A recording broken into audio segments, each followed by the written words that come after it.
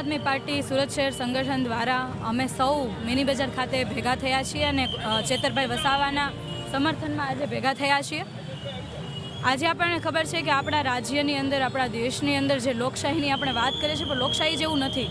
આજે કોઈ સામાન્ય માણસ પણ જો ફરિયાદ લખાવવા જાય તો એમની ફરિયાદ નથી લેવાતી, જ્યારે બીજી બાજુ ભાજપના ગુંડાઓ ફરિયાદ લખે એટલે તરત જ ફરિયાદ નોંધાઈ જાય છે। મનરેગા કૌભાંડમાં કરોડો રૂપિયાનું કૌભાંડ થયું, લોકોના પૈસા જે કહેવાય ને કે કૌભાંડ રૂપે થયા, નેતાઓના ખીચામાં ગયા, ત્યારે આ વખતે ચેતરભાઈ વસાવા જે ધારાસભ્ય છે એમણે આ મનરેગા કૌભાંડ ખુલ્લું પાડ્યું, તો એમને એન કેન પ્રકારે એમનો અવાજ દબાવી દેવા માટે ચેતરભાઈ ઉપર ખોટી ફરિયાદો કરીને એમને જેલમાં રાખવામાં આવ્યા છે। એટલે અમે ભાજપના શાસકોને, તમામ લોકોને એટલું જ કહેવા માંગીએ છીએ કે તમે કદાચ કોઈ પણ પ્રકારના તમે અમારા અવાજ દબાવો, જોર હુકુમી જે અંગ્રેજોએ જે કર્યું હતું, આજે તમે પણ એ જ રસ્તે ચાલી રહ્યા છો, પરંતુ ગુજરાતની જનતા ક્યારેય માફ નહીં કરે। અને અમને ગુજરાતની જનતા ઉપર વિશ્વાસ છે ને એ લોકોનો એટલો સાથ સહકાર છે કે અત્યારે અમે જે અવાજ અને જે તાકાતથી અવાજ ઉઠાવીએ છીએ એના કરતાં પણ વધારે તાકાતથી આવનારા સમયમાં અવાજ ઉઠાવીશું।